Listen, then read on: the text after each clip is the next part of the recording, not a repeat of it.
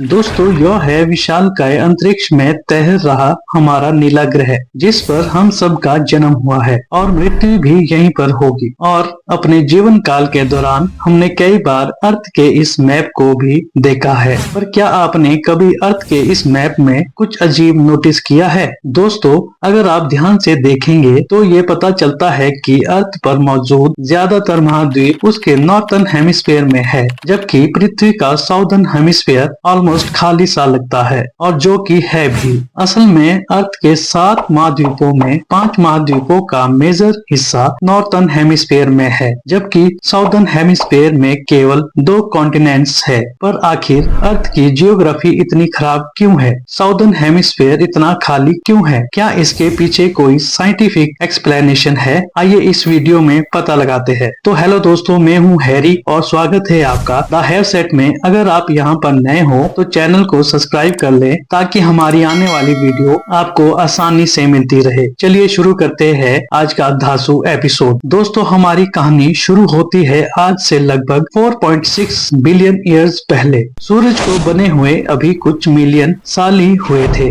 और सूरज को जन्म देने वाले नेबुला क्लाउड्स का काफी ज्यादा मैटर अभी भी काफी हाई टेम्परेचर में सूरज के चारों ओर तेजी से घूम रहा था, जिसमें मौजूद कई हैवी पार्टिकल ने आपस में मिलकर कई छोटे छोटे प्लैनेटरी कोर्स को फॉर्म किया, जैसे कि ये न्यूबॉर्न प्लैनेट्स कोर, जिसकी बनने के बाद इतनी तेजी से अपने चारों ओर एक्रेशन डिस्क के मौजूद मैटर को ग्रेविटी के चलते अपने अंदर खींचना शुरू कर दिया। और ये प्रोसेस इसी तरह कई मिलियन सालों तक चलने के बाद जन्म हुआ एक चट्टानी ग्रह यानी कि रॉकी प्लैनेट का, जिसे आज हम पृथ्वी के नाम से जानते हैं, जो कि लगभग 4 अरब साल पहले कुछ इस तरह दिखती थी, बिल्कुल खाली चट्टानी पत्थर का टुकड़ा। पर अभी भी सोलर सिस्टम में ऑब्जेक्ट्स के ऑर्बिट काफी बिखरे हुए थे। तब इस रॉकी प्लैनेट की स्ट्रॉन्ग ग्रेविटी ने आसपास मौजूद बहुत से एस्ट्रॉइड को अपनी ओर खींचा, जिसके इस ग्रह से टकराने पर हमें मिले heavy metal like iron, gold, silver, जो आज हम इंडस्ट्री में अपनी जरूरत के लिए प्रयोग करते हैं। बट यहाँ पर हमें सबसे इम्पोर्टेंट चीज मिली, पानी, जो इस एस्ट्रॉइड के जरिए ही पृथ्वी तक पहुंचा था, जिसने इस अर्थ पर मौजूद इन महासागरों का निर्माण किया, जिन महासागरों में आगे चलकर जीवन का जन्म हुआ। और ये थी महासागर बनने के तुरंत बाद की पृथ्वी। कुछ अजीब दिखा? इस समय पृथ्वी पर कोई भी महाद्वीप मौजूद नहीं है, बल्कि सिर्फ अनंत दूरियां तक फैला हुआ समुद्र मौजूद है। एक समुद्र जिसने पूरे पृथ्वी को अपने अंदर समाया हुआ है, लेकिन ये ज्यादा समय तक नहीं टिक सका। नॉर्थ अमेरिका के कुछ इलाकों में मिले एंशिएट रॉक्स पर की गई खोज से वैज्ञानिक ने पता लगाया कि आज से 4 अरब साल पहले जब पृथ्वी हर तरफ से समुद्र से घिरी थी, तब इस न्यूबॉर्न अर्थ के नीचे मौजूद मेटल लेयर की इसेंट हीट के चलते पृथ्वी की ऊपरी क्रस्ट लेयर किसी एग के शेल की तरह अलग अलग हिस्से में टूटकर बिखर गई, जिससे हमारी इस अर्थ को टेक्टोनिक प्लेट्स मिले और यहाँ से शुरुआत हुई महाद्वीप के गठन की। लगभग 3 अरब साल पहले अब पूरी तरह समुद्र से घिरी पृथ्वी के नीचे मौजूद अलग अलग ओशियानिक प्लेट्स आपस में टकराने लगी और हल्की टेक्टोनिक प्लेट्स दूसरी हैवी टेक्टोनिक प्लेट के नीचे समाने लगी, जिसे साइंटिफिक टर्म में सबडक्शन कहा जाता है। इस दौरान पृथ्वी पर ऐसी कई सबडक्शन जोन फॉर्म हुए जहाँ हल्की प्लेट्स तेजी से पृथ्वी के नीचे की ओर मूव होने लगी और सीधे मेटल लेयर से जाकर उसकी इंटेंस हीट के चलते मोल्टेन लावा में बदलने लगी। ये प्रोसेस कुछ मिलियन सालों तक ऐसे ही समुद्र के नीचे मौजूद गहराइयों में चल रहा था, लेकिन एक समय बाद ये लावा का प्रेशर इतना ज्यादा बढ़ गया कि तेजी से यह ज्वालामुखी की तरफ फटकर समुद्र के ऊपर निकला और पानी के ऊपर जाकर समय के साथ साथ ठंडा होने लगा। अब ये धीरे धीरे ठंडा होकर जमकर छोटे छोटे आइलैंड टाइप स्ट्रक्चर फॉर्म करने लगा। ये प्रोसेस भी अरबों सालों तक चलता रहा, जिसने अराउंड 1.7 बिलियन साल पहले पृथ्वी पर एक पूरे सुपर कॉन्टिनेंट को फॉर्म किया, जिसे आज वैज्ञानिक कोलंबिया या नूना के नाम से बुलाते हैं। दोस्तों, ये पृथ्वी का पहला सुपर कॉन्टिनेंट था जो धीरे धीरे समुद्र से बाहर आया था, और अब अर्थ पर केवल समुद्र नहीं बल्कि उसके साथ साथ जमीनी हिस्सा भी मौजूद था। इस समय पृथ्वी कुछ इस तरह की दिखा करती थी, जहाँ पूरी पृथ्वी पर बस एक सुपर कॉन्टिनेंट था और इसके चारों ओर सिर्फ एक ही समुद्र मौजूद था। लेकिन टेक्टोनिक प्लेट्स के मूवमेंट लगातार चलते रहने के चलते ये सुपर कॉन्टिनेंट भी अंत में टूटकर बिखरने लगे। अब समय के साथ साथ पृथ्वी ने बार बार इन कॉन्टिनेंट्स के टुकड़ों को दोबारा से जोड़ा और दोबारा से तोड़ा भी। रिसेंट रिसर्च के मुताबिक पृथ्वी पर सबसे recently form super continent 299 billion साल पहले फॉर्म हुआ था, जो इतना बड़ा था कि उसने अर्थ के आधे हिस्से को कवर कर रखा था। वैज्ञानिकों ने इसे पेंजिया का नाम दिया था, जिसके चारों दिशाओं में एक अकेला महासागर था जिसका नाम था पैंथालेसा। लेकिन दोस्तों, जैसा कि मैंने पहले कहा था कि ये टेक्टोनिक प्लेट्स की मूवमेंट लगातार चलती ही रहती है, जिस प्रोसेस के चलते पेंजिया भी अंततः ब्रेक हुआ, जिससे आज के 7 महाद्वीप और 4 समुद्र बने। हमारा भारत खुद पेंजिया के अफ्रीकन हिस्से से टूटकर निकला था और बाद में एशिया में जाकर भिड़ गया, जिस टक्कर का इफेक्ट आज भी हम हिमालय रेंजेस के रूप में देख सकते हैं, और ये टक्कर लगातार चलती ही जा रही है। पर दोस्तों, सवाल ये है कि आखिर पृथ्वी के कॉन्टिनेंट के ब्रेक होने पर उसने यही शेप क्यों लिया, और इस पूरे कॉन्टिनेंट का मेजर हिस्सा अर्थ के नॉर्थन हेमिस्फीयर में ही क्यों इकट्ठा हो गया। इसका एक्चुअल आंसर देने से पहले हम कुछ हाइपोथेसिस को जानेंगे जो इंटरनेट पर आपको देखने को मिल जाती है। फॉर एग्जाम्पल, एक हाइपोथेसिस की माने तो अर्थ की कॉन्टिनेंटल मास के इस अनवांटेड डिस्ट्रीब्यूशन का कारण अर्थ का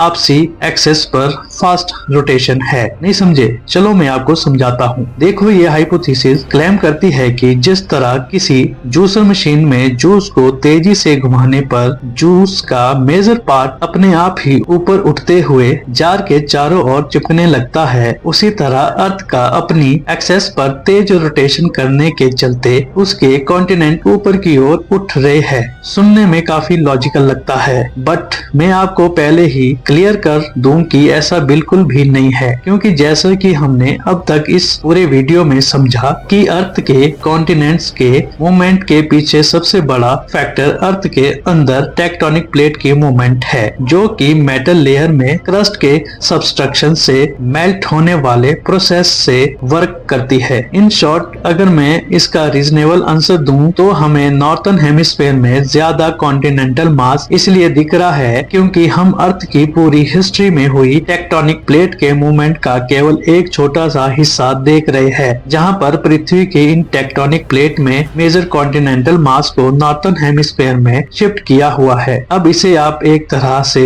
जियोग्राफिकल मूवी का एक छोटा सा सीन मान सकते हैं। बस हम इस पर इसलिए इतना ध्यान दे रहे हैं क्योंकि हम इस इवेंट को देखने के लिए अभी अर्थ पर मौजूद है, जो कि मास के इस अनइवेंट डिस्ट्रीब्यूशन पैटर्न को भी आइडेंटिफाई कर पा रहे हैं। पर जैसा कि हमने अभी थोड़ी देर पहले वीडियो में ही समझा कि अर्थ पर आज से ऑलमोस्ट 300 मिलियन ईयर्स पहले एक पेंजिया नाम का सुपर कॉन्टिनेंट था, जिस सुपर कॉन्टिनेंट का ऑलमोस्ट 70% पार्ट अर्थ के साउदर्न हेमिस्फीयर में था, और हम उस समय से ऑब्जर्व करने के लिए अर्थ पर मौजूद होते तो शायद हमारा क्वेश्चन होता कि आखिर क्यों पेंजिया का 70% हिस्सा अर्थ के साउदर्न हेमिस्फीयर में है और क्यों नॉर्थर्न हेमिस्फीयर इतना ज्यादा खाली है। अब दोस्तों, इसी तरह अगर हम आज से कुछ मिलियन साल बाद अर्थ को दोबारा से देखेंगे तो शायद हमें इसकी बिल्कुल एक अलग इमेज देखने को मिलेगी, जहां पर इस अर्थ के कॉन्टिनेंट्स की शेप दोबारा से बदल चुकी होगी। पर दोस्तों, क्या आपको पता है कि कॉन्टिनेंट्स की इस तरह ब्रेक होने पर आपस में मिलकर सुपर कॉन्टिनेंट बनने का यह प्रोसेस पृथ्वी पर लाइफ के एवोल्यूशन में एक मेजर फैक्टर रहा है, और हमारी एग्जिस्टेशन भी आज इन्हीं के चलते है। देखो, फॉर एग्जाम्पल, पेंजिया की फॉर्मेशन और ब्रेकिंग के दौरान बदलते पृथ्वी के एनवायरमेंट में अर्थ पर कई तरह की लाइफ ने जन्म लिया था, और एनवायरमेंट के बदलने के साथ ब्रेकिंग के जरिए कई लाइफ एग्जिस्टिंग भी हुई। इसी के साथ इन कॉन्टिनेंट के के मूवमेंट से बदलते पृथ्वी की जियोग्राफी ने इसके एनवायरनमेंट में कई ऐसे ड्रामेटिक चेंजेस भी हुए जिसके चलते पृथ्वी ने आइस एज जैसे सबसे ठंडे समय को भी अनुभव किया, जहां पर पृथ्वी हर एक कॉन्टिनेंट मोटी बर्फ की चादर से ढका हुआ था और समुद्र की सतह तक एक मोटी बर्फ की चादर में बदल चुकी थी। पर समय ने एक और बार करवट बदली और पृथ्वी का एनवायरनमेंट गर्म हुआ, जिसने इस बर्फ को पिघलाया। टेक्टोनिक प्लेट के मूवमेंट के चलते अगर ह्यूमन लाइफ पर इम्पैक्ट की बात की जाए तो ये हम इंसानों के लिए काफी लकी रहा है। For example, Pangaea super continent के ब्रेक होने के दौरान अफ्रीका में ग्रेट रिफ्ट वैली नाम की एक यूनिक कंडीशन वाली जगह बनी, जो अर्थ का पहला प्लेस था जहाँ की कंडीशन और चैलेंजेस में सरवाइव करने के लिए हम इंसानों के असेट्स का ब्रेन इन्वॉल्व होना शुरू हुआ और ये एवोल्यूशन लगातार बढ़ता रहा, जिसके चलते आज हम इस पृथ्वी के और शायद इस पूरे यूनिवर्स के स्मार्टेस्ट बीइंग बन चुके हैं, क्योंकि अभी तक हमें हमारी पृथ्वी के साथ साथ इस पूरे यूनिवर्स के जिसमें किसी भी दूसरे इंटेलिजेंट लाइफ के सबूत नहीं मिले हैं। पर अगर हम इस मैप पर वापस आए तो वैज्ञानिकों की प्रेडिक्शन है कि आज से करीब 250 मिलियन साल बाद अर्थ के ये सभी सातों कॉन्टिनेंट्स मिलकर दोबारा से एक सुपर कॉन्टिनेंट को फॉर्म करेंगे, जिसे वैज्ञानिक ने पैंजिया प्रॉक्सिमा नाम दिया है। इस समय अर्थ के सभी ओशन मिलकर एक सुपर ओशन का निर्माण करेंगे, जो कि इकलौते सुपर कॉन्टिनेंट के चारों ओर फैला होगा। पर हम उस चेंजमेंट को देखने के लिए तब तक जिंदा नहीं रह पाएंगे। दोस्तों, मुझे उम्मीद है कि आपको इस वीडियो से अपने सवाल का जवाब मिल गया होगा और आपको ये समझ में आ गया होगा कि क्यों ज्यादातर कॉन्टिनेंट्स नॉर्थन हेमिस्फीयर में लाई करते हैं। वैसे दोस्तों, क्या आपने पृथ्वी के इस मैप को देखते हुए कभी ये सोचा है कि आखिर इंसानों ने ये कैसे डिसाइड किया है कि अर्थ का कौन सा हिस्सा नॉर्थ है और आखिर कौन सा हिस्सा साउथ है? आई मीन यूनिवर्स की कोई भी डायरेक्शन